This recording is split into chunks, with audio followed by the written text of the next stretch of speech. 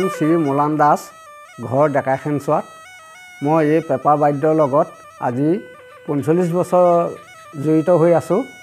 মই মাজুলী বিভিন্ন প্ৰান্তত এই পেঁপা বাদ্য বজাই পুৰস্কাৰ প্ৰাপ্ত হৈ লাভ কৰিছোঁ আৰু ঢকুৱাখানাত ফাট বিহুত প্ৰায় মোৰ ১৫-২০ বছৰ পজিশ্যন মই পাই আছোঁ মাজুলীৰ পৰা গৈ।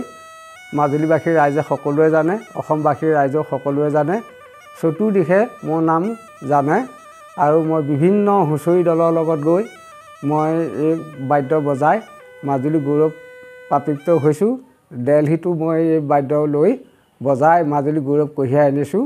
এতিয়ালৈকে মই প্ৰায় ৫৪ বছৰ হ'ল এই পেঁপা বাদ্য এতিয়াও বনাই আছোঁ। মাজুলীৰ বিভিন্ন প্ৰান্তত পেঁপা দি মই বেয়া হ'লে আকৌ মোক মাতে ফোন কৰি, সেই ফোনৰ যোগেও মই পেঁপা টিউনটো মিলাবৰ কাৰণে যাওঁ আৰু সেইসকলে মোক সম্পূৰ্ণ চিনি পায়।